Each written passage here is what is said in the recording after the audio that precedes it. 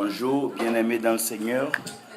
C'est un plaisir pour moi, donc une joie, de pouvoir partager la parole, la pensée de Dieu avec vous en ce jour.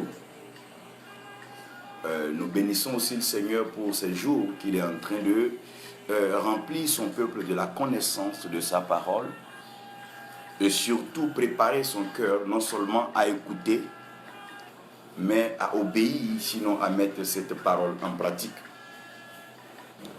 Là, je suis traditionnellement habillé, une tenue donc de l'Ouest.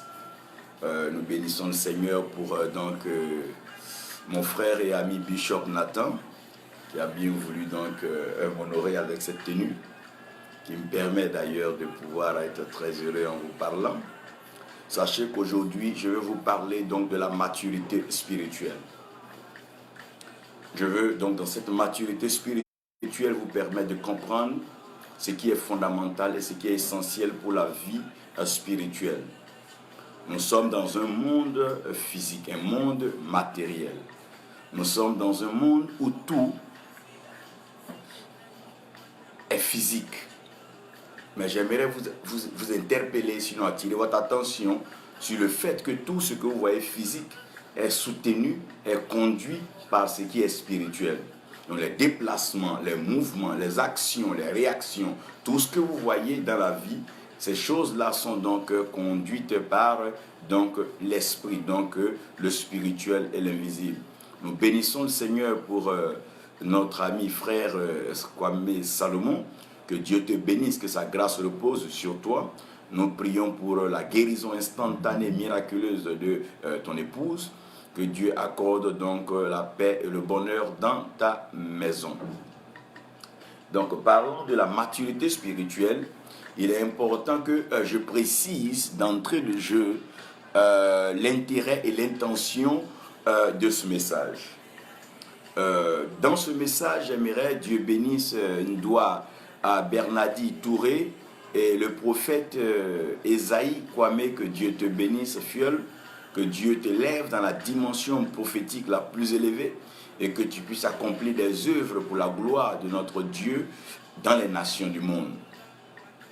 Je suis donc en train de parler de la maturité spirituelle comme étant l'élément fondamental de notre venue sur terre. Au commencement, Dieu crée et Dieu trouve utile de pouvoir se reproduire, faire son portrait. Et dans le portrait de Dieu, Dieu va choisir volontairement de faire l'homme à son image et à sa ressemblance. Donc ce n'est pas l'homme qui choisit de ressembler à Dieu, mais c'est Dieu qui choisit de faire l'homme à son image et à sa ressemblance. Donc quand Dieu fait l'homme à son image et à sa ressemblance, Dieu souhaite que l'homme domine et que l'homme règne comme lui. Donc, une fois que Dieu a déjà fini de faire l'homme à son image et à sa ressemblance, il n'est plus question pour l'homme d'aller chercher à faire des images de Dieu.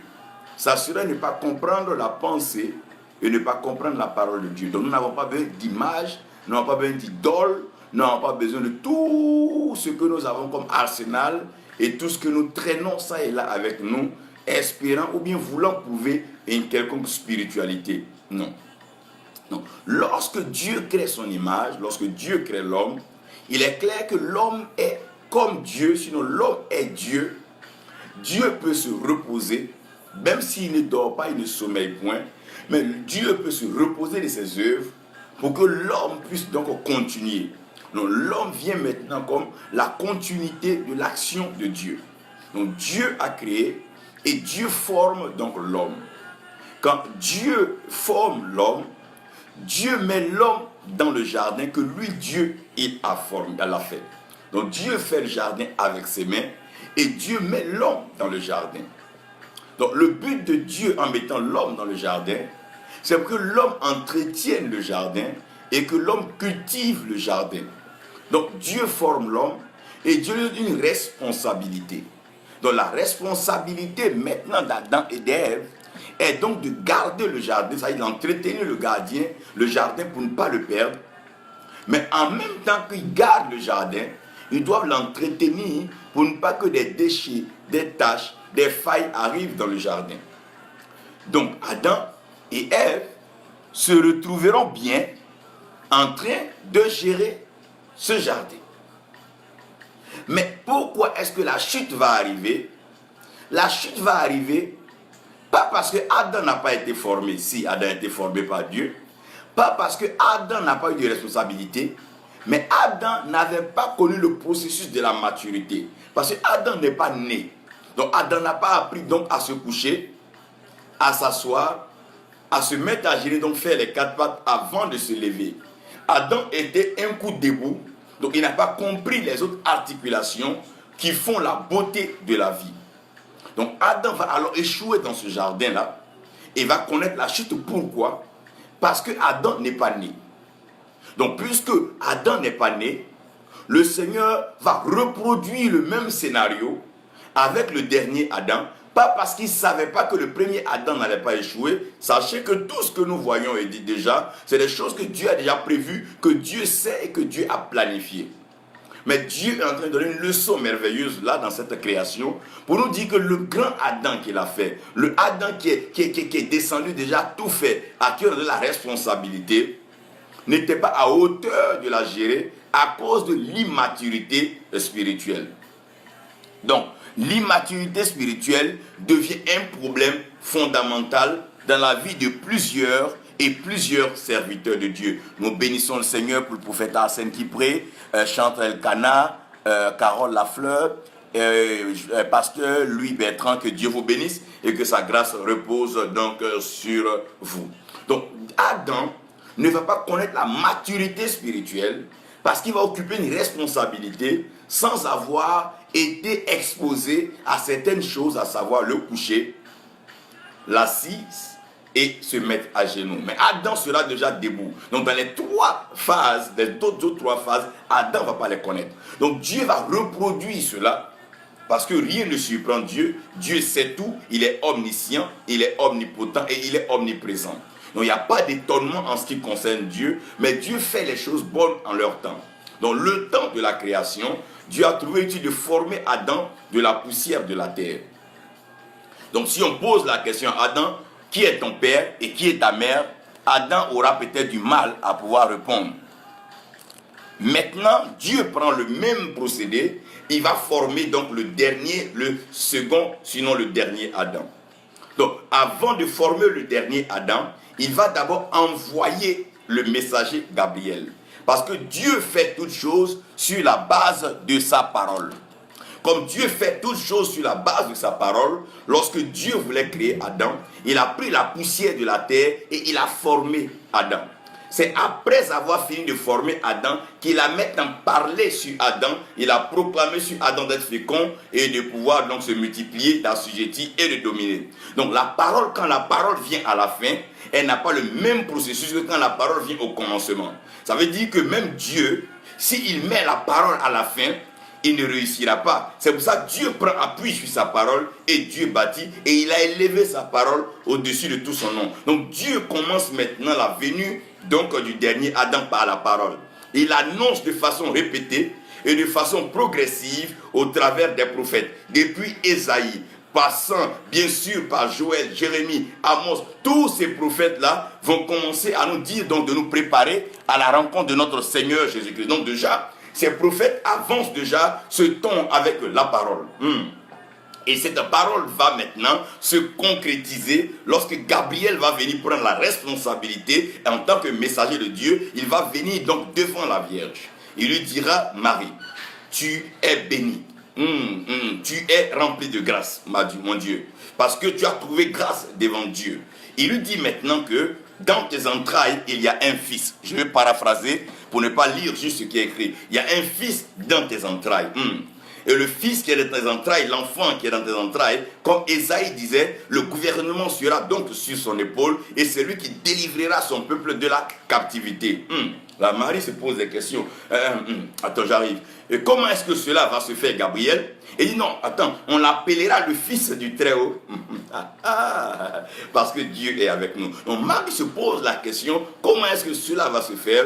Gabriel lui répond, ces paroles que tu as entendues viennent de Dieu, mais la puissance du Très-Haut viendra te couvrir. Donc la puissance du Très-Haut viendra te couvrir. Donc la puissance du Très-Haut vient maintenant couvrir Marie et elle va concevoir et elle va donner naissance donc à Jésus-Christ. Et Jésus naît, on ne l'appellera pas Emmanuel, pourquoi? Pour ne pas faciliter la tâche à Hérode qui voulait tuer donc tous les Emmanuel, donc le prochain roi. Donc Dieu va cacher encore donc l'Emmanuel en Jésus, de telle sorte que celui qui n'a pas la sensibilité spirituelle puisse donc comprendre et savoir que l'Emmanuel en question est le Jésus qui est couché. Maintenant, cela étant fait, Dieu voit que l'enfant est né, les mages vont venir lui donner les trésors, l'or, l'encens, la myrrhe, et tout ce que vous savez. Mais écoutez-moi bien, écoutez-moi bien. L'enfant ne commence pas là à prendre des responsabilités. Alors que Adam et Ève ont été formés, directement ils ont une responsabilité. Mais l'enfant va être soumis à une éducation, à une maturité, donc à une croissance. Donc, le Jésus, donc étant Dieu, va écouter sa mère Marie et suivre donc Joseph. Ils vont lui apprendre beaucoup de choses, en ce sens que ils vont d'abord se déplacer pour la vie de l'enfant pour aller en Égypte. En Égypte, il est enfant et il va être exposé à la grandeur, la magie et à ce que nous appelons le centre et la merveille du monde en ce temps, parce que l'Égypte était la capitale, donc le centre du monde où tout se faisait. Divination, magie, tout ce que vous pouvez donc penser d'esprit, de spirituel ou de démoniaque. L'Égypte était donc le centre de ce lieu. Donc très tôt, l'enfant va être exposé à ce lieu. Donc, étant exposé à ce lieu, il va regarder déjà comment est-ce que le mal se manifeste. Tu ne peux pas combattre un esprit ou un démon que tu n'as pas connu auparavant. David avait besoin au moins d'affronter l'ours et le lion pour pouvoir associer cela et identifier ça à Goliath. Donc, Jésus va aller déjà en Égypte pour aller s'imprégner des réalités du monde démoniaque, fétichiste et satanique qui existait. Après avoir connu cela, il revient maintenant en Israël avec ses parents, donc à Jérusalem, et il va visiter le temple avec ses parents. Donc ce n'est pas lui qui va au temple, c'est ses parents alors qui l'emmènent au temple.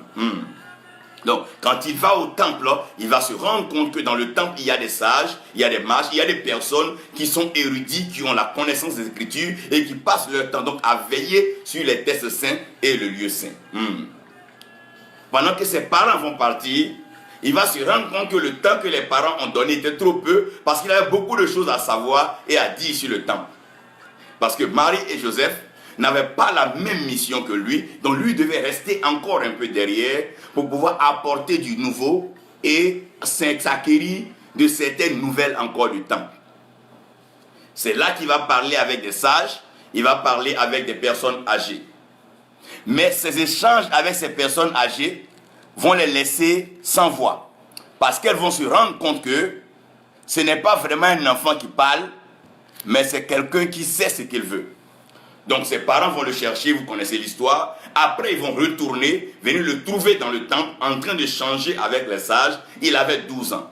Donc à 12 ans déjà, il voulait d'abord se rassurer que la parole qui est prêchée dans le temple est conforme à ce qui est fait dans les cieux. Parce que lui, il vient directement des cieux, donc il connaît bien l'organisation, il connaît les responsabilités du royaume, il peut mieux l'expliquer à des hommes qui sont dans le temple, mais qui n'ont jamais vu les cieux. Souvenez-vous, personne n'est monté, ni personne n'est descendu, si ce n'est donc le Fils unique de notre Dieu vivant. Suivez-moi très bien. Je suis en train de vous parler là de la maturité spirituelle. Donc après donc qu'il ait passé ce temps dans le temple, il va grandir. Il va grandir encore avec ses parents. Il ne fera pas de fugue, il n'aura pas un comportement gauche. Mais la Bible dit qu'il va croître en stature et en sagesse. Donc on va mentionner là la croissance et la maturité.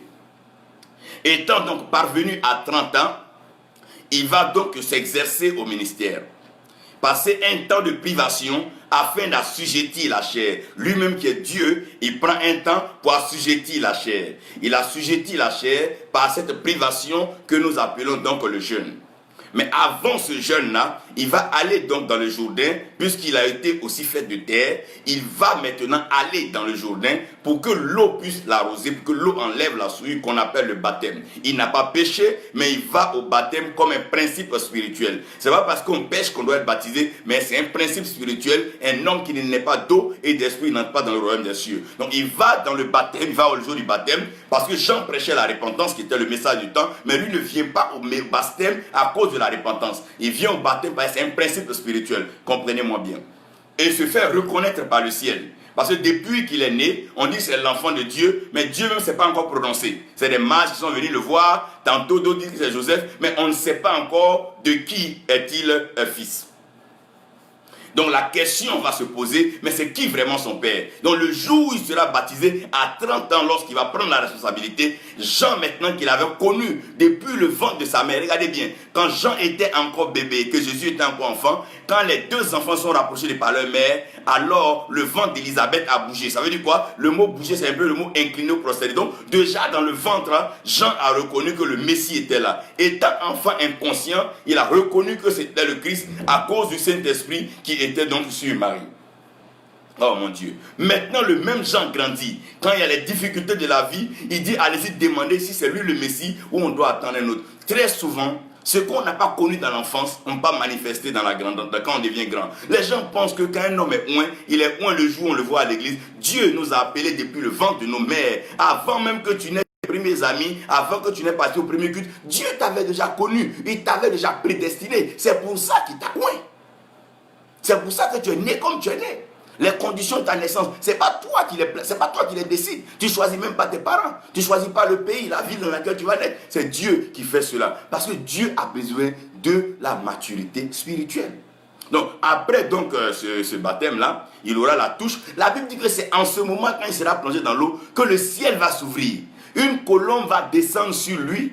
Et la voix va se faire entendre du ciel. On sait que Satan était précipité du ciel, il n'est plus au ciel. Celui qui parle au ciel maintenant, c'est Dieu. Donc Dieu dit, celui-ci est mon fils bien-aimé, en qui j'ai mis toute mon affection. Ah, Dieu maintenant, là, à 30 ans, il est en train de reconnaître son propre fils. Est-ce parce que Dieu n'avait pas reconnu son fils? Pas du tout. Mais dans le processus de la maturité, quand tu arrives à la dimension de l'eau ou du baptême, à la dimension de la renaissance, ce qui était chair, qui était matière, commence donc à descendre et le spirituel commence à se manifester. N'oubliez pas qu'à la création, l'Esprit de Dieu se mouvait à la surface des eaux. Donc Dieu est fidèle, Dieu n'a pas quitté les eaux. Tu peux te promener partout où tu veux, mais quand tu viendras là où Dieu t'a rencontré, Dieu se glorifiera toujours. Parce que Dieu n'est pas un Dieu désordonné. C'est par manque donc de maturité que les gens sautent de chaise en chaise, ils sautent d'église en église, ils sautent de père en père et de mère en mère. Dieu n'est pas ainsi. Dieu est fidèle. C'est le fils prodige qui allait se promener. Sinon la maison du père n'avait pas changé. Et le père n'a pas changé donc de maison. Le ciel est toujours beau et Dieu y règne et il y siège. Oh, Dieu est merveilleux. Après qu'il ait reçu la touche, il sera rempli du Saint-Esprit. Donc quand le Saint-Esprit va le remplir, la plénitude seule ne suffit pas pour le ministère, mais ça va le conduire dans le désert. Parce que s'il ne va pas se vider, il ne pourra pas encore être rempli. Quand Dieu te donne une révélation, que tu la donnes aux autres, il t'en donne encore. Quand Dieu te donne les moyens que tu donnes aux autres, au fait, quand tu acceptes de te vider, Dieu est prêt pour te remplir. Dieu n'a pas de problème avec la plénitude, mais l'homme a un problème à se vider. Aussi longtemps que tu n'es pas prêt à te vider, mais ne t'attends pas à ce que Dieu te remplisse. C'est parce qu'on ne veut pas se vider que Dieu ne nous remplit pas. Est-ce qu'on peut remplir une bouteille qui est déjà pleine? Vous me direz non. Est-ce qu'on peut remplir un verre qui est déjà plein? Vous me direz non. Est-ce qu'on peut remplir une assiette qui est déjà pleine? Vous me direz non. C'est la même chose avec l'homme. Quand Dieu te donne une prière aujourd'hui, que tu vas prier pour un malade, qu'il est guéri, Dieu renforce et remplit le don de guérison. Quand tu vas donner une parole de connaissance à quelqu'un, que tu te vides dans cette parole, Dieu te remplit de paroles de connaissance. Donc il va être conduit dans le désert pour se vider. Et il va tellement se vider que Satan va traduire ce vide-là en un manque de quoi? En un manque de nourriture, en un manque d'autorité et en un manque de notoriété. Il va procéder d'abord par la nourriture, après cela, il va commencer à l'amener vers les choses du monde, donc ce que nous appelons bien sûr le prestige, parce que chacun veut être grand. On ne prêche pas pour se faire remarquer, on n'est pas serviteur de Dieu pour se faire remarquer, mais pour révéler Dieu et révéler Christ. Parce que c'est Christ seulement qui... Oh my God, je viens. Let me leave it here. Donc, lorsqu'il finit dans le désert, il revient maintenant, il s'est vidé. Il s'est vidé dans le désert et il a dit à sa sentant que l'homme ne se nourrira pas seulement que de pain, mais de toute parole qui vient de la bouche de Dieu. Donc, étant vidé dans le désert, il vient de façon naturelle dans le temple maintenant. Et quand il vient dans le temple, il ne rentre pas dans les ragots, les bavardages, les commérages, les critiques, les on dit non. Il va directement et on lui donne le rouleau. Quand on lui donne le rouleau, il déroule le rouleau. J'aime bien ça. Il déroule le rouleau. Et quand il déroule le rouleau, il tombe à pic sur la portion d'Ésaïe. Il dit, l'Esprit de Dieu est sur moi. Donc, il résume maintenant. Il résume sa mission. Il résume pourquoi il est venu sur la terre. Après avoir passé par ses étapes, être né, étant enfant, il dit, l'Esprit de Dieu est sur moi.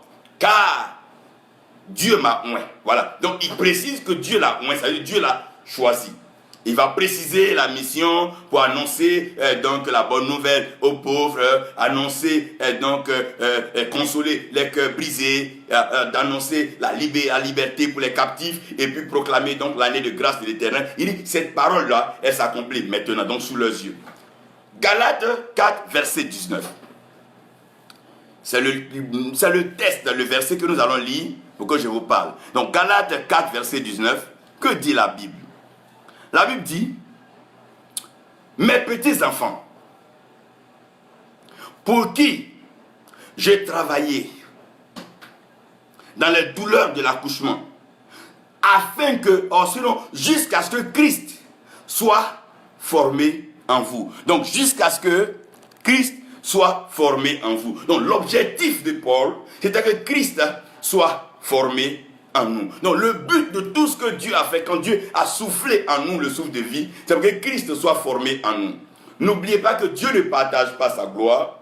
Donc la seule façon de vivre la gloire de Dieu, c'est de pouvoir être dans la proximité, donc très proche de Dieu, sinon être en Dieu. Et comme nous avons péché, nous ne pouvons pas être en Dieu sans être en Christ. Donc Christ maintenant devient le pont, la connexion entre nous et Dieu. Mais quand Christ vient, il demeure en nous. Et le même Paul dit, car Christ en nous, l'espérance de la gloire. Donc si nous devons connaître la gloire, nous n'avons ni besoin de bagues, ni besoin de magie, ni besoin de fétiche. On a juste besoin que Christ soit en nous. Donc quand Christ est en nous, alors il y a l'espérance de la gloire. Et la même Bible ira encore pour dire que l'esprit de Christ, c'est l'esprit de la prophétie. Donc, dans la maturité spirituelle, j'aimerais que vous reteniez, un enfant qui naît est d'abord couché. Donc, un homme spirituel doit connaître le réveil. Ce n'est pas tous ceux qui dorment qui se réveillent. Il y a des gens qui dorment et ils dormiront pour toujours, mais il y a des gens qui dorment et ils vont se réveiller. Je sais que ta lumière arrive car tu es déjà éclairé. Et tu te lèveras, tu brilleras. C'est un temps où le réveil doit être dans la conscience, dans les cœurs, les pensées des enfants de Dieu. Vous devez avoir cette pensée du réveil chaque jour. Quel est le renouveau? Quelle innovation? Qu'est-ce que nous devons poser comme acte pour que la paix avance? Quel acte pour poser pour que le ciel se rapproche de nous? Voilà, c'est là qu'il est question. Le réveil. Et nous devons connaître le réveil spirituel. Donc, dans la maturité spirituelle, il y a 4 phases. La première phase, c'est le réveil spirituel. Comment reconnaître un homme qui est réveillé? Un homme qui est réveillé, à la différence d'un homme qui dort, c'est qu'il peut parler. Quand un homme est réveillé, il peut parler. Donc, quand un homme peut parler, ça veut dire qu'il est réveillé. Oh mon Dieu. Et un homme qui doit commencer la maturité spirituelle doit veiller sur sa bouche et sa langue. Un homme spirituel ne parle pas n'importe comment. Un homme spirituel ne mange pas n'importe quoi. C'est pour ça que Dieu a fait une sélection des aliments que pouvaient manger ses fils. Il les a d'abord introduits au règne végétal avant d'ouvrir donc la fenêtre sur le monde animal. Vous devez comprendre qu'un homme spirituel ne parle pas n'importe comment. Ce n'est pas tous ceux qui parlent qui sont des prophètes. Tous peuvent prophétiser, mais tous ne sont pas des prophètes. Tous peuvent annoncer des oracles, mais tous ne sont pas des prophètes. Tous peuvent dire ainsi parle l'Éternel, mais tous ne sont pas des prophètes. Parce que la marque d'un prophète, c'est la maturité spirituelle, la capacité à pouvoir transcender, se démarquer, se distinguer quand il y a les situations troubles et les situations difficiles. C'est là la capacité de la lumière, ce n'est pas de briller en elle-même, mais c'est de se faufiler dans les ténèbres afin de donner un éclairage à quiconque veut voir, mon Dieu.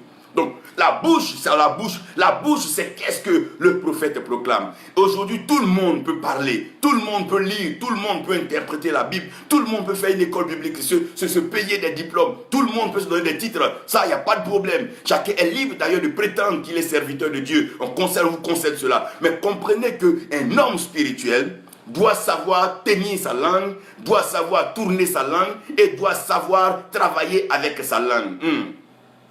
Un homme spirituel doit savoir parler parce que la parole c'est le feu. On ne joue pas avec le feu partout, on n'allume pas le feu partout, on ne fait pas un feu partout, je suis désolé. On ne peut pas mettre du feu partout dans une maison, le feu est réservé pour la cuisine, on ne met pas le feu comme on veut. Faites attention, avec vos langues, avec votre bouche, vous brûlez, vous détruisez et vous emmenez des problèmes et des complications sur la vie de plusieurs innocents. Un homme spirituel, un homme mature doit savoir parler, il doit incarner une politesse, une maturité, une sagesse, une capacité à savoir dire la vérité sans toutefois blesser, parce que le but ce n'est pas de blesser, le but c'est d'amener les gens non seulement à entendre mais à comprendre. Regardez un bébé, le bébé ne parle pas.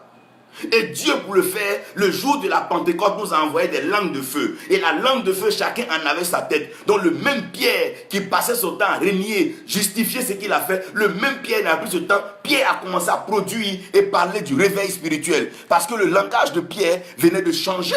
Il avait une nouvelle langue. Avec une nouvelle langue, pourquoi encore à des vieilles outres? Non, on ne prendra pas le nouveau vin pour mettre ça dans une vieille outre. Non, non, il n'est pas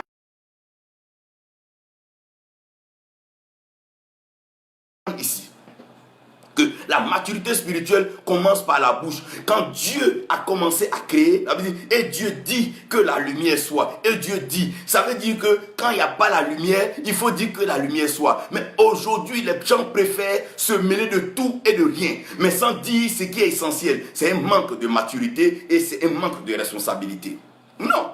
Il y a trop de problèmes déjà à gérer. D'abord à notre niveau, au niveau de nos familles, au niveau de nos enfants. De quoi est-ce que nous cherchons à nous mêler? Non, un serviteur de Dieu doit avoir un langage soutenu, un langage respecté et respectable. Même quand tu parles aux brebis, tu ne parles pas à des gamins. Non, non. Tu parles à des personnes que Dieu a envoyées vers toi pour entendre la voix de Dieu. Donc qui sait tourner sa langue, qui sait maintenir sa bouche est un prophète. Qui sait parler, qui doit parler. Vous voyez, il dit, le prophète est même le porte-parole de Dieu. Le porte-parole, il vient pour parler. Il vient pour parler. Sa tenue, son comportement, son langage, c'est un message. Lui-même, il est en même temps un messager et un message en lui-même. La bouche d'un enfant de Dieu doit produire le réveil. C'est quoi le réveil? Le réveil, c'est quand les signes commencent à venir. De quels signes je veux parler? Je veux parler de quoi? La résurrection des morts, les guérisons. De quoi est-ce que je veux parler? Je suis en train de parler de là où les paralytiques marchent. De quoi je parle? Où les aveugles commencent à voir les sous. C'est de ça qu'il est question. De quoi est-ce que nous sommes en train de parler? Prospérité par là, prospérité par-ci, richesse par là, richesse par-ci, voyage par-ci, voyage par-là, mariage par-ci, mariage par-ça. Comment des gens qui ne sont pas matures, vous voulez les introduire dans des choses? Arrêtons cela. Non, arrêtons cela. Si Christ même n'a pas épousé l'église, il attendait que l'église soit mature, que l'église soit au moins enlevée dans la hauteur, que l'église gagne en hauteur, que l'église gagne en élévation, avant de venir faire la noce de l'agneau. La maturité spirituelle, où la langue, la bouche parle. Qu'est-ce qui entre dans ta bouche et qu'est-ce qui sort de ta bouche? Qu'est-ce qui entre dans ta bouche et qu'est-ce qui sort de ta bouche? Oui, le bébé, il ne veut pas parler. Tout ce que le bébé touche, il met dans sa bouche. Un homme spirituel ne met pas tout dans sa bouche. Il va dans l'église de quelqu'un, ce qu'il trouve, il met dans sa bouche. Tout. Un homme spirituel, c'est les bébés qui mettent tout dans leur bouche. Le bébé, donne-lui un stylo, il met dans sa bouche. Donne-lui un verre, il met dans sa bouche. Tout ce que tu lui donnes, que ce soit consommable ou pas, il met dans sa bouche. Un homme mature fait la différence entre ce qu'il met dans sa bouche et ce qui sort de sa bouche. Il sait quand parler et il sait quand se taire. Il sait ce que dire parce qu'il dit ce que Dieu lui dit. Il ne parle pas de lui-même. C'est poussé par l'esprit que les prophètes ont prophétisé. Que l'esprit pousse. Le message, c'est le message du réveil. Pour que les gens comprennent qu'il y a un Dieu dans le ciel qui est en train d'accomplir sa volonté sur la terre. Sa parole doit être prêchée partout. C'est de ça qu'il est question. Aujourd'hui, c'est de prêcher l'évangile, propager l'évangile par tous les moyens, les réseaux sociaux, propager l'évangile, par les SMS, propager l'évangile, parler de Dieu, présenter Dieu. Oui, présentez-le. Il t'a fait à son image, à sa ressemblance pour le présenter, le représenter. Il faut le faire. Le premier signe de la maturité spirituelle, c'est la bouche. Quand tu entends un homme parler, s'il est mature, tu sais. S'il est immature, tu le sais. S'il est encore gamin, tu le sais. Parce que le langage est une façon d'apprécier ce qui est à l'intérieur de la personne. C'est de l'abondance du cœur que la bouche parle. Donc quand un homme parle, il donne l'impression de son cœur. Il donne l'état de son cœur. Je prie et je déclare que des paroles bénies sortent de ta bouche. Au lieu de passer ton temps maudit, commence à bénir déjà ceux qui sont maudits autour de toi que tu n'as pas encore pu faire. Au lieu de passer ton temps à mentir, concentre-toi pour dire le peu de vérité que tu sais. Ça ne te donnera rien. Donc le premier signe de la maturité spirituelle, c'est la bouche. Et la bouche d'un serviteur de Dieu doit produire le réveil. Quand un homme de Dieu te rencontre, il y a un don qui va être réveillé en toi. Il y a une grâce qui va être réveillée en toi. Il y a une faveur qui va être réveillée en toi. Quand tu rencontres un oint de Dieu, un vrai oint de Dieu, il ne te donnera ni argent ni or. Il ne te donnera ni voiture ni église. Mais quand il parlera, ton âme sera réveillée. Quelque chose va se réveiller en toi. La bouche, oh mon Dieu, le but du feu, c'est de provoquer le réveil. Quand il y a un feu de brousse, les animaux n'ont pas le temps pour gérer leur crise, leur guerre interne et la chaîne alimentaire. Le lion et la gazelle courent ensemble, la biche court au côté de la panthère. Chacun cherche à avancer. Nous avons tous besoin du réveil. Nous avons tous besoin que Dieu règne puissamment sur cette terre. Nous avons un seul ennemi et le même. Maintenant, quand un prophète parle, c'est pas quand il a parlé qu'on dit il est mature, mais quand ce qu'il a dit arrive, quand on voit ce qu'il a dit, on reconnaîtra le prophète par l'accomplissement de sa prophétie. Ce n'est pas de s'asseoir, crier sur les chaînes de radio, les chaînes de télévision. Il n'est pas question. Lorsque ce que tu as dit arrivera, on saura que tu es en train de mûrir dans la prophétie. Le plus important n'est pas de dire, n'est pas de parler, mais c'est que Dieu approuve et que Dieu accomplisse ce qui est dit. Donc ça dit, ce n'est pas tout ce que nous disons que Dieu va accomplir. Je suis désolé de vous le dire. Et je vous le dis de façon crue. Dieu n'est pas obligé. Il n'est pas obligé. Ça ne l'intéresse même pas. Dieu n'est pas obligé. Et l'immaturité spirituelle est en train de détruire aujourd'hui. Donc le prophète, c'est pas seulement ce qu'il dit, mais quand on voit ce qu'il a dit. Un homme mature, c'est que les yeux sont blancs-noirs. Pourquoi? L'imagerie a commencé par le blanc-noir. Quand Noé voulait voir à l'extérieur de l'arche, il a envoyé le corbeau qui est noir, après la colombe qui est blanche. Donc l'imagerie, Dieu nous a donné les yeux blancs-noirs, afin que nous puissions discerner ce qui est bon et ce qui est mauvais. Un homme qui a une maturité spirituelle doit savoir ce qu'il peut regarder, ce qu'il ne peut pas regarder. Et quand il regarde, il doit pouvoir faire quoi? Il doit percevoir. Une chose est de regarder, mais une autre chose est de percevoir. Esaïe l'a dit, Paul l'a repris, même en voyant, ils ne percevront pas. Même en regardant, ils ne percevront pas. Qu'est-ce que je suis en train de dire? On peut regarder, on peut voir, mais qu'est-ce qu'on perçoit? Tu peux voir une jeune femme pauvre aujourd'hui, malheureuse, malade, mais tu perçois ce qui est derrière, tu verras que c'est une reine en devenir qui est là. Pourquoi? Parce que Dieu est au-delà des réalités physiques et des réalités mondaines et humaines que la vie essaie de nous présenter. Dieu est au-delà. Il y a une perception. Derrière, oh mon Dieu. Derrière cet enfant abandonné, rejeté dans la brousse à les brebis. Derrière ce David, Dieu percevait le roi d'Israël. Faites attention. Ah mon Dieu, un homme spirituel doit savoir percevoir. Ce n'est pas de courir derrière des brebis qui ont de grands moyens, qui ont de l'argent, c'est pas mauvais. Mais il y a encore des pauvres. Si tu arrives à entendre ce que Dieu dit sur ce dernier, tu verras que c'est le milliardaire en devenir qui est là. Nous devons avoir cela. Les yeux spirituels, la maturité spirituelle commence par ce que nous disons. Et quand ce que nous disons est bon, nous arrivons maintenant à ce que nous voyons. Nous devons voir ce que nous disons. Et quand on parle de voir ce que nous disons, c'est la deuxième phase de la vie chrétienne et la vie spirituelle qu'on appelle la restauration. C'est quoi la restauration? La restauration, c'est quand ce qu'on a dit, ce qui a provoqué notre réveil, on le voit aujourd'hui. Qu'est-ce que nous n'avons pas dit au commencement? Qu'est-ce qu'on n'a pas dit depuis notre appel? Qu'est-ce qu'on n'a pas dit? Nous allons gagner des âmes, nous allons prêcher, nous serons prêts à aller dans les hôpitaux, visiter les malades, nous serons prêts à aller dans la prison pour les malades. Mais depuis quand nous le faisons? Aujourd'hui, nous sommes tous sapés dans les meilleurs restaurants, en train de se la couler et en train de se la manger, en train de multiplier là, mariage et divorce sur divorce, en train de se prendre les meilleures femmes, courir. Mais qu'est-ce que nous sommes en train de faire? Oh, quelle restauration! Quelle restauration! Nous commençons à être loin de la chose. Non, non, non, non, non. Qu'est-ce que nous appelons une restauration? Nous appelons une restauration quand les familles sont unies, les cœurs sont réconciliés. Qu'est-ce que nous appelons une restauration? Lorsque le paysan a ce qu'il faut, la pluie est venue, le fruit est là. C'est ça la restauration spirituelle. Nous devons commencer à voir plus loin que les autres voient. Là où les autres voient les crises, les autres voient les pénuries, là où les autres voient la disette, les autres voient le désert, et les autres voient la famine. Nous devons voir l'abondance, nous devons voir la prospérité, la grâce, l'union, l'harmonie. Nous devons voir cette paix que Dieu a déjà gardé comme étant fruit de l'esprit. Qu'est-ce que nous regardons et qu'est-ce que nous voyons? Un homme spirituel qui est mature ne regarde pas à l'apparence, mais il regarde dans les profondeurs, dans le cœur. Tu peux banaliser aujourd'hui un homme, mais tu ne sais pas ce que Dieu dit sur sa vie. Peut-être que c'est le prochain, le futur grand roi. Tu ne sais même pas. Peut-être que c'est le futur grand chef, le grand futur directeur, tu ne sais même pas. Mais tu le banalises parce que tu le regardes comme ça. C'est une erreur. La maturité spirituelle doit connaître la restauration. La restauration, c'est quand l'action de l'eau, quand l'eau arrive sur la terre est restaurée. La terre sèche commence à retrouver encore l'humidité. Les plantes, les arbres commencent à pousser et les arbres commencent à s'étendre et grandir. La forêt est là. Je parle d'une restauration spirituelle. C'est en ce moment-là où tu ne cours pas derrière le matériel, mais tu es déjà satisfait, mais tu passes ton temps maintenant à t'investir dans l'amour de Dieu, la recherche de la connaissance de la parole de Dieu, et tu es maintenant investi dans la connaissance des Écritures pour édifier, fortifier et amener les autres à connaître Dieu. C'est ça la restauration. C'est ça, nos yeux voient quoi? La Bible dit, Dieu a dit que la lumière soit et Dieu a vu que la lumière était bonne. Depuis toi tu dis les choses, tu ne vois pas. Mais arrête de parler et puis prie un peu. Tu dis des choses qu'on ne voit pas. Ça veut dire quoi? Ça veut dire qu'arrête de parler. Tu dis, Laura, ça, on ne voit pas. Donc, arrête de parler. Quand quelqu'un commence à parler qu'il ne voit pas, il doit être humble, se mettre à genoux pour dire, Seigneur, ce que j'ai dit, je n'ai pas encore vu. Il n'est pas question de chercher à justifier. Dieu a dit, Dieu a vu. Un enfant, quand il naît, ses yeux sont fermés, il ne voit pas bien. C'est les parents qui commencent à lui montrer les choses.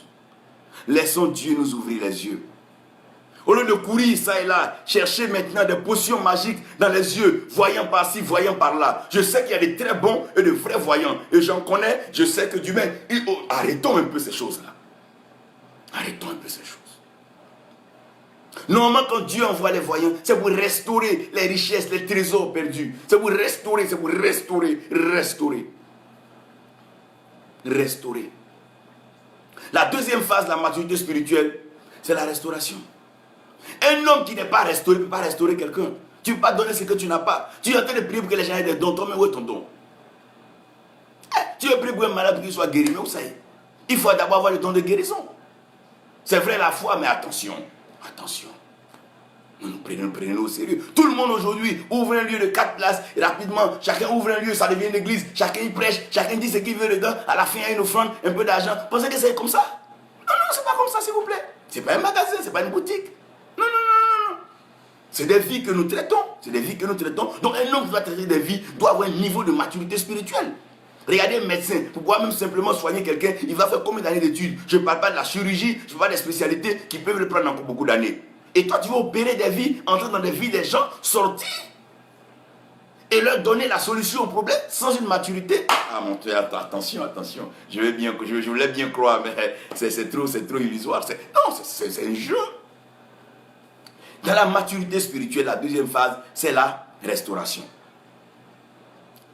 Maintenant, un homme spirituel, quand il arrive à la restauration, il ne dort pas, mais il se repose. Pourquoi? Quand un homme est restauré, il arrive à l'équilibre, il se repose. Et quand un homme se repose, c'est clair qu'il ne parle pas. Et donc ses yeux aussi sont fermés pour se reposer.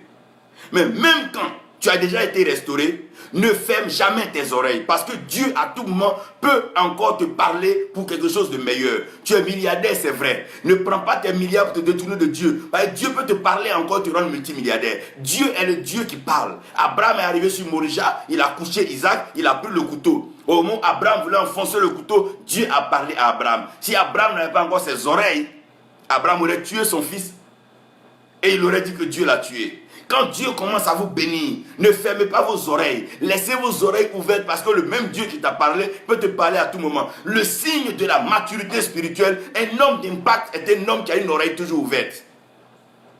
Un homme qui est un homme d'impact, de la troisième dimension, sinon le troisième parlant, c'est ce qu'on appelle l'impact spirituel. Un homme qui fait de l'impact, c'est un homme qui écoute Dieu. Parce que la foi vient de ce qu'on entend. Oh mon Dieu. C'est ce que Dieu dit que Dieu fait. Dieu ne fait pas ce que toi tu dis. Mais Dieu fait ce qu'il dit. Donc ça veut dire quoi? Un homme d'impact doit entendre la voix de Dieu. Si Dieu te dit aujourd'hui, mon fils, lève-toi, va dans tel campement, va dans tel village. Si tu vas, Dieu produira des choses extraordinaires. Parce que tu as entendu ce que Dieu t'a dit. Mais aujourd'hui, le milieu chrétien, c'est quoi? Chacun regarde avec ses yeux. Si j'ai vu mon frère décorer son temple comme ça, demain je décore mon temple comme ça. Si j'ai vu mon frère parler comme ça, demain je parle comme ça aussi. Si j'ai vu mon frère habillé comme ça, demain je m'habille comme ça aujourd'hui. Si mon frère fait croisade, il fait croisade. Si ma soeur fait croisade, il fait croisade. Si ma soeur, elle vend l'eau bénie, je vends l'eau bénie. Si mon frère vend huile d'olive, je vends huile d'olive. Si mon frère, après c'est cuit, tu donnes à manger aux gens. C'est pas comme ça, c'est pas des limitations. Non, c'est pas comme ça. C'est des bêtises, ça.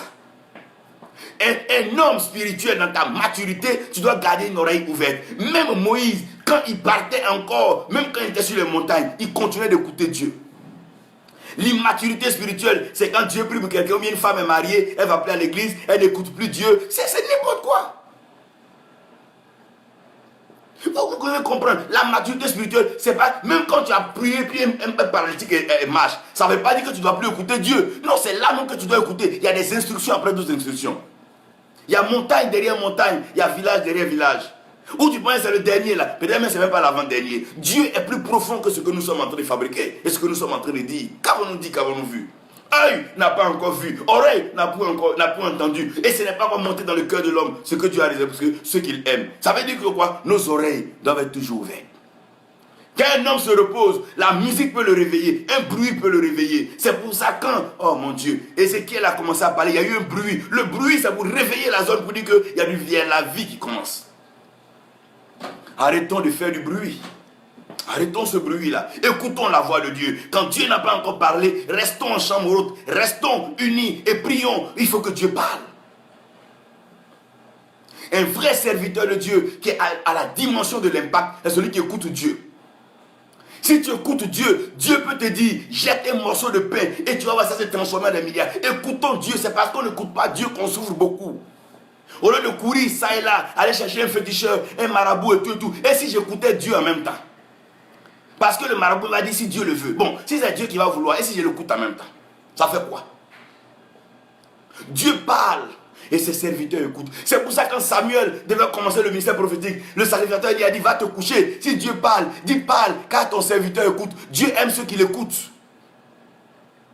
La maturité spirituelle, c'est quand on sait écouter Dieu.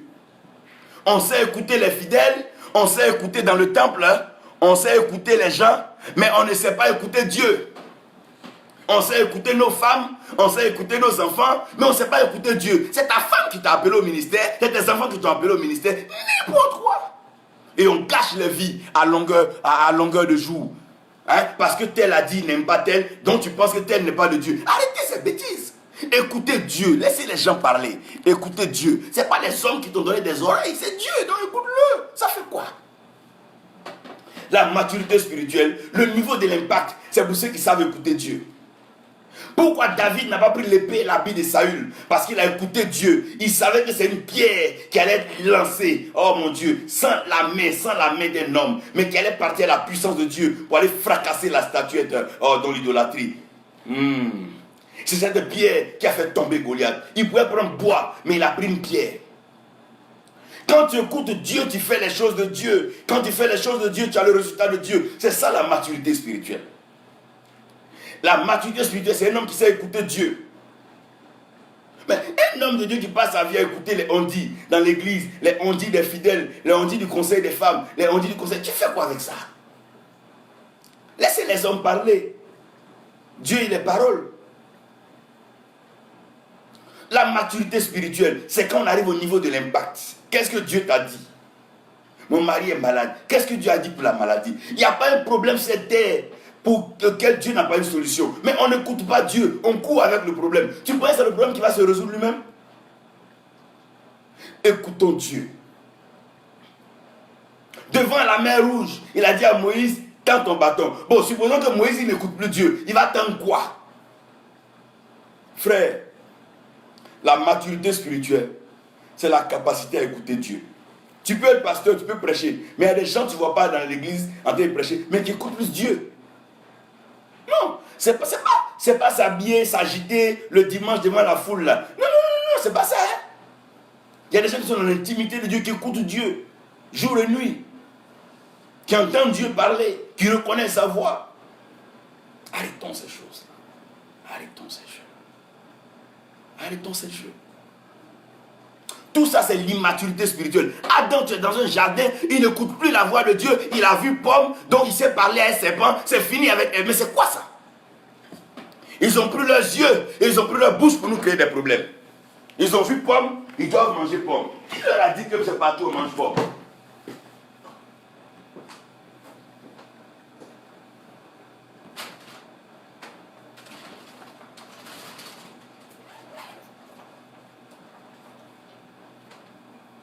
Oui, ils doivent manger pomme. Excusez-moi, il fallait que je trouve un peu mon Kleenex. Ça, c'est ça. Que je trouve un peu ce truc-là pour me suivre un coup. Excusez-moi, excusez-moi. Regardez, Adam et Ève, les deux dans le jardin, ils ont pris leurs yeux et leur bouche pour qu'on sorte du jardin. Un homme spirituel n'est pas un homme qui vit par sa bouche et par ses yeux. Ce n'est pas tout ce que tu vois qui doit rentrer dans ta bouche. Voilà. Voilà, c'est de ça qu'il est question. Voilà deux hommes dans un jardin.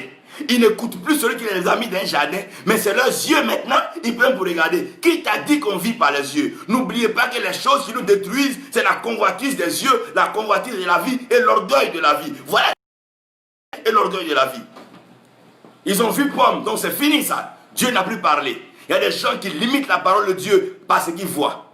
Il dit, les Égyptiens que vous voyez là, vous ne les verrez plus. Ce n'est pas une question de voir, c'est une question d'entendre. Qu'est-ce que Dieu dit?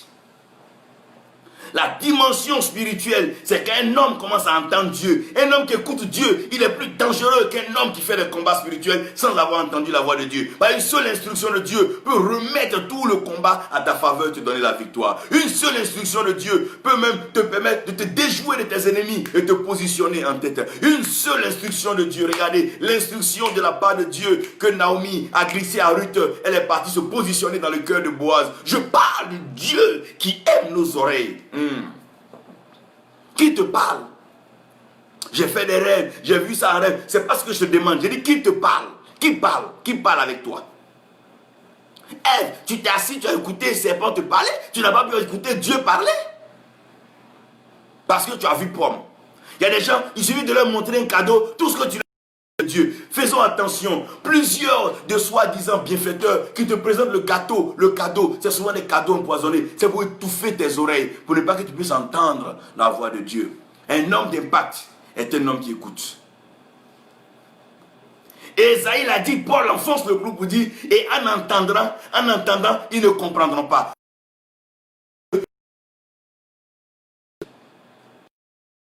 À dominer sur les poissons des eaux, ça ne veut pas dire que tu vas prendre tous les poissons, en faire une braisière ou une poissonnerie. Il n'est pas en train de dire ça. Il est en train de parler de la capacité que l'homme a à pouvoir dominer sur l'élément eau. Comme par exemple, Christ a marché sur les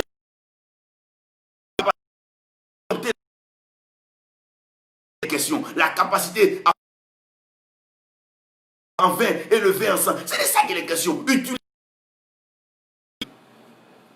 n'est pas en train de dire autre chose.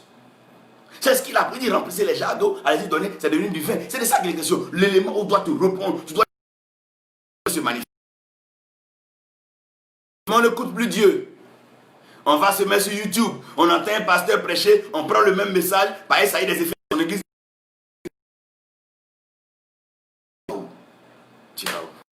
Tu fais quoi ça? Ça te donne quoi? Et tu n'as même pas peur ni honte. Et tu engages Dieu. Pendant que Dieu ne t'a pas parlé. C'est quand la dernière fois tu as échangé. Tu reconnais encore sa voix même. Ah, voilà la question. Adam et Ève, à leur bouche. Les gens mettent tout dans leur bouche. Tout est offrande, tout est dîme, tout est sacrifice. C'est pas tout qui est argent. C'est vrai qu'on a besoin de cela pour l'œuvre de Dieu, mais on ne peut pas faire de ça toute l'œuvre de Dieu. Sinon on n'a rien compris, on fait un ministère de Judas. Et la position du règne. On bavard trop en classe, on le met à Quand tu te mets à genoux, Dieu est sûr que tu es prêt à écouter. Parce que se mettre à genoux, ce n'est pas une forme de punition, mais c'est une position d'impact. Quand on met quelqu'un à genoux, c'est pour qu'il écoute maintenant. Donc quand tu te mets à genoux devant Dieu, tu veux dire que Seigneur, je t'écoute. C'est la position d'impact. Quand on dit Dieu a béni un homme de Dieu ou Dieu a béni une nation, c'est quand on sent l'impact du chrétien, on sent l'impact du Saint-Esprit. Ce n'est pas le fait que tu as plusieurs voitures. Les hommes autour de toi sont bénis. Les hommes autour de toi respirent la forme. Les enfants, les femmes, les vieilles, les veuves, les orphelins respirent la forme. Et on sait que Dieu a élevé quelqu'un. Oui. Mais c'est pour toi seul. L'argent et mélanger tout. Mais tu n'as rien compris. Tu es malheureux. Mais un impact, c'est un jour où tout le monde reconnaît, comme David, le combat à Goliath, c'est un jour d'impact. Il a impacté les Philistins. Il a impacté les Philistins. Ils ont reconnu que non, ce dernier, il est terrible. Saül lui-même a reconnu. Jusqu'à les femmes ne pouvaient pas se retenir, elles ont chanté le jour de l'impact. Les anges chanteront, les hommes chanteront. Car Hosanna, my God. My God, my God, my God. Give it, give it, give it. Give it, give it, give it, give it, give it, give it. Comprenez-moi là. Après maintenant les oreilles qui font l'impact, il y a ce qu'on appelle les narines. Quand un homme dort, il peut entendre comme il peut respirer. Mais ça dépend de l'odeur. Quand on parle de l'odeur, on parle ici des vents.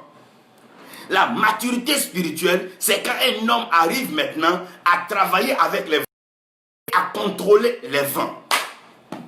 Quand Ézéchiel a commencé à prophétiser pour les ossements desséchés, Dieu lui a dit en dernière position, il dit Ézéchiel, demande aux 4 vents, my God, de souffler des 4 coins. Donc quand les 4 vents sont revenus, tout le miracle était accompli. C'était la grande armée d'Israël qui était là. Quand on parle des vents, on parle des odeurs. Lorsque Dieu a créé l'homme, la première fois que Dieu a respiré une odeur favorable, c'était quand Noé a fait l'arche. Après l'arche, Noé a offert un sacrifice. Genèse 8, verset 21. C'est ce qui a poussé Dieu à aller dire à la fin de Genèse 8 que je ne détruirai plus l'homme parce que j'ai senti une bonne odeur. Un homme spirituel est sensible au parfum, est sensible au vent. La maturité spirituelle se comprend par le vent. C'est le vent qui règne. Celui qui se défait du vent, il meurt. Si tu veux, arrête de respirer, tu passes. Si le vent arrête de souffler, tout le monde meurt. C'est le vent qui règne. Le vent, c'est l'élévation. Le vent, c'est la hauteur. C'est le vent qui élève. C'est le vent qui emporte. C'est le vent qui enlève. C'est le vent qui positionne. C'est le vent qui présente. Tu es obligé de collaborer avec le vent si tu dois être élevé. Tu n'as pas le choix.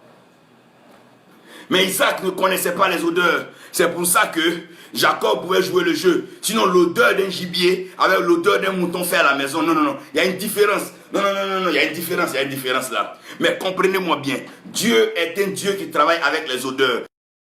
C'est le clou, je vais même continuer pour dire. Jésus, de tout son ministère, il n'a jamais dit de parler de Pierre quand on prêche, ni de parler de Paul quand on prêche. Mais il y a une femme qui a versé du parfum de nard, mon Dieu, sur ses pieds. Et elle a pris ses cheveux pour essuyer. Il dit, partout vous prêcherez l'évangile. Mentionnez le nom de cette femme. Parlez d'elle. Pourquoi? Parce qu'elle a répandu l'odeur. Quand on parle d'odeur, on parle d'adoration.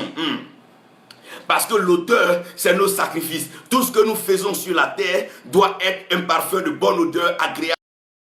La maturité spirituelle, c'est pas quand on sait crier dans une église, mais c'est quand on sait adorer Dieu. C'est quand notre vie peut être en parfaite harmonie avec la volonté de Dieu. C'est quand nous pouvons présenter notre corps comme un sacrifice vivant pour Dieu. Quand je parle de la maturité spirituelle, c'est quand on peut régner. On ne peut pas régner si on ne meurt pas. La maturité spirituelle, c'est quand on a et on renaît pour lui. Paul dit, si je vis, ce n'est plus moi qui vis, mais c'est Christ qui vit en moi. Qu'est-ce que j'appelle la maturité spirituelle? Lorsque tu arrives à la dimension, une chose, le vent touche un peu de tout, mais le vent n'emporte pas tout. C'est-à-dire que tu peux regarder un peu de tout, côtoyer un peu de tout, mais tu ne feras pas un peu de tout, parce que tu as la dimension de la maturité spirituelle. C'est la dimension de l'adoration. Il dit, les vrais adorateurs adoreront Dieu en esprit et en vérité. Donc dans la dimension de l'adorateur, dans la dimension du règne, on doit être des adorateurs.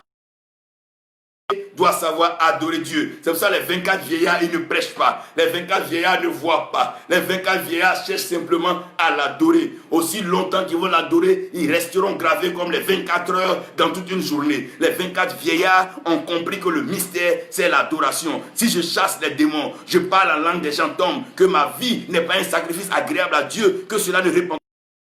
Alors j'aurais perdu mon temps, je ne connaîtrais pas le règne. Le règne c'est quoi? C'est arriver à concevoir que ce qui est sacré est sacré. C'est quoi le règne? C'est se priver de tout ce qui est souillure aussi longtemps que nous pouvons. Qu'est-ce que nous appelons le règne? C'est lorsque le corps est totalement assujetti. Parce que regardez, dans l'eau, il y a la poussée d'Archimède qui permet à tout corps, donc immergé ou émergé, de pouvoir remonter. Mais comprenez bien que quand tu montes maintenant, quand tu vas dans l'air, il y a ce que je vais appeler maintenant la pesanteur, qui a une force au centre de la terre qui va donc t'attirer. Mais qu'est-ce qui peut te maintenir dans la hauteur? C'est le vent. Ce qui maintient un homme dans la hauteur, son adoration, sa capacité à se prosterner, à se mettre à genoux, se coucher devant Dieu pour dire: Père, même si les paralytiques ont marché, les aveugles ont vu, j'ai bâti des grands temples, mais Père, tu restes. Dois t'adorer, ma famille doit t'adorer, mes enfants doivent t'adorer, tout ce que j'ai t'adore. La maturité spirituelle, c'est pas quand on prend les choses pour nous, on dit non, Dieu m'a béni, on a une voiture. Non, si ta voiture ne sert pas l'œuvre de Dieu, ce n'est pas une action de Dieu, ce n'est pas une adoration, ce n'est qu'une forme d'un acte d'escroquerie ou de mendicité. Appelez comme vous voulez, cela vous plaira. Mais je suis en train de vous dire que la dimension spirituelle, c'est plus quand on crie, c'est plus quand on chasse les démons, c'est plus ce niveau-là. Mais c'est quand on peut dire la vérité, se coucher devant Dieu, on ne peut plus mentir à la chair. Farfelu, ça ce n'est pas la maturité spirituelle, mais c'est l'enfantillage. La maturité spirituelle, on veut que l'odeur monte, on veut que l'odeur monte.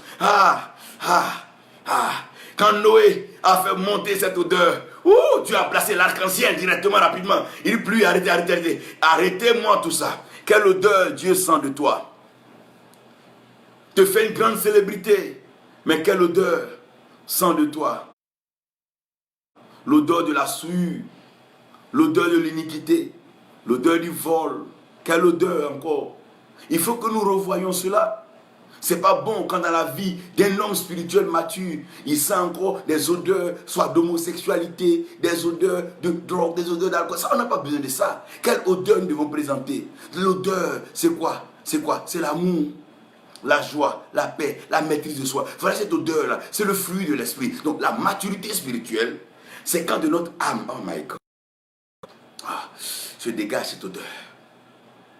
La maturité spirituelle, c'est pas quand on a un grand temple, non. Ça n'a rien à voir. On peut bâtir un temple sur 10 000 hectares, mais ça ne peut pas faire d'un homme mature spirituellement. Assembler des foules, mais ça ne veut pas dire qu'on est mature spirituellement ou bien qu'on est mûr. Ça n'a rien à voir. La maturité spirituelle, c'est la qualité de notre adoration. Il dit: la parole que je vous annonce, elle est esprit et vie. Et il dit: vous connaîtrez la vérité vous affranchira. Donc l'adoration, c'est ce qui cumule l'esprit et la vérité. On peut être spirituel, mais être dans le mensonge et être faux. C'est pour ça qu'il y a plusieurs d'hommes et femmes se disant de Dieu qui mentent, qui racontent n'importe quoi, des choses qu'ils n'ont jamais eu, qui n'ont jamais été. Ça, ce n'est pas bon, parce que les vrais adorateurs adorent le Père en esprit et en vérité. Ils ne cherchent à intimider personne. Ils ne cherchent à entraîner personne avec eux. Mais ils veulent que chacun reconnaisse que Dieu est Dieu pour tous. Ils veulent que chacun retrouve sa place dans le cœur de Dieu. Que chacun retrouve le temple dans le Seigneur. La maturité spirituelle, c'est quand tu peux te coucher devant Dieu sans t'occuper des hommes. La maturité spirituelle, c'est pas quand on arrive à l'église, non, adoration, adorons Dieu. Non, c'est pas quelqu'un qui te demande d'adorer Dieu, mais ton âme soupire après lui. Pourquoi? Vous voyez, il dit les vrais adorateurs, parce que la louange, Dieu ne permet pas. Parce que ceux qui t'acclament, ceux qui chantent tes éloges, ne sont pas forcément ceux qui te sont soumis. Judas avait dit louange, mais qui a... C'est Judas. Donc, des gens vont t'acclamer et te livrer. Les mêmes qui disent, ouais, oh, le grand prophète, c'est les mêmes demain qui vont te livrer. Mais celui qui t'adore entre dans une phase de soumission. Alors qu'on peut louer sans même obéir. On peut louer sans se soumettre. Mais l'adoration, c'est une soumission totale. Se donner, se rendre, s'offrir en sacrifice. Si nous On n'aurait pas eu de problème à donner notre argent à Dieu, nos biens à Dieu, notre temps à Dieu. On n'aurait même pas eu de... On nous exhorterait même pas pour ça. On n'a pas besoin de raconter des histoires pour qu'on s'aime ou pour qu'on donne. Non, ça doit être ça. Les adorateurs. On n'a pas besoin d'exhorter un manguier pour que le manguier donne des mangues, ni le citronnier. Il nous a fait. Il nous a fait pour l'adorer. Et le signe de la maturité spirituelle, c'est la qualité de l'adoration d'un homme de Dieu. Si vous regardez bien dans la Bible, les prophètes, les sacrificateurs, tous les rois avaient mis l'accent sur la... Et le tabernacle de Dieu descend parmi les vivants, sur la terre des hommes, la Nouvelle Jérusalem, la cité bénie. Pour que quoi? Nous adorons Dieu. Que nous connaissions la vraie adoration. Qu'est-ce que nous appelons l'adoration? Expérimenter ce qui se passe au ciel. Je prie. Je prie. Je prie. Je prie. Le diable a voulu terminer la tentation de Jésus avec l'adoration. Il dit, si tu peux te prosterner devant moi, si tu peux juste m'adorer, est-ce que tu peux m'adorer un peu? Je dis non, non. Cette adoration, je la réserve pour mon Père. Je la réserve pour Dieu. Pourquoi adorer des hommes? Pourquoi adorer des idoles? Pourquoi adorer des trésors? Pourquoi? Pour faire quoi? Ces choses appartiennent à Dieu. Revoyons-nous, revoyons-nous. Revoyons-nous, laissons cette maturité spirituelle nous transcender. Le désordre dans le temple, les femmes par-ci, les femmes par-là, l'argent par-ci, l'argent par-là, c'est pas normal. Cette odeur n'est pas digne de notre adoration. Qu'est-ce que nous présenterons à Dieu? Jalousie par là, aller torpiller l'autre, calomnier l'autre pasteur, c'est pas des adorations, c'est pas de l'adoration, c'est pas un signe de maturité spirituelle. Aller s'asseoir chez un fidèle et parler mal d'un pasteur, c'est pas un signe de maturité spirituelle. Non. Pour régner, il faut savoir adorer. Il dit, c'est l'adorer. Oh, il te fera régner. Si tu veux régner sur ta maladie, il faut savoir l'adorer. Si tu veux régner sur ta maladie, l'adorer. Regardez bien les gens de leur fétiche et leur rivière et tout et tout. Nous ne savons pas adorer notre Dieu. Commençons à adorer notre Dieu. Nous devons savoir adorer notre Dieu. Oui, nous devons savoir adorer notre Dieu. Et l'adoration de notre Dieu, c'est le signe de la maturité spirituelle. Les vrais adorateurs connaissent ces 4 phases: le réveil, la restauration, l'impact et le règne. Qu'est-ce que j'appelle un homme spirituel? Qui a connu la restauration et qui a connu ce qu'on appelle l'impact et qui est en train de régner avec Christ. Que Dieu vous bénisse et que sa grâce repose sur vous. Vous garderez donc Galates 4 verset 19 qui est un peu donc le test par lequel je vous ai parlé. Dieu va vous inspirer encore plusieurs autres choses que je n'ai pas pu entendre, que je n'ai pas pu dire, mais je sais que nous avons tous besoin de cela. Prions pour la maturité spirituelle dans nos nations, la maturité spirituelle dans nos églises, la maturité spirituelle dans nos lieux de culte et partout où nous allons. Prions pour la maturité spirituelle. Il y a trop d'enfantillage, il y a trop de comportements de bébés et même pas de comportements de jeunes, mais c'est tellement enfantin que ça fait rire. Par moi, les fidèles se regardent puis se moquent. Quand des gens font des montages, ils placent sur tant. On n'a pas besoin de tourner un film. Dieu est déjà en train de réaliser le film de ta vie. Tu ne peux pas être réalisateur d'un film encore, ça n'a pas de sens. Laissons Dieu nous conduire. Que Dieu bénisse chacun de nous et que sa paix repose sur nous. Nous bénissons le Seigneur pour Madame Dong, Christelle Dong, nous saluons votre mari. Que Dieu le bénisse. Laetitia, Sarah, que Dieu te bénisse. Leslie, prophétesse, que Dieu te bénisse. Et nous saluons là, je vois Séverine Kwame, que Dieu te bénisse.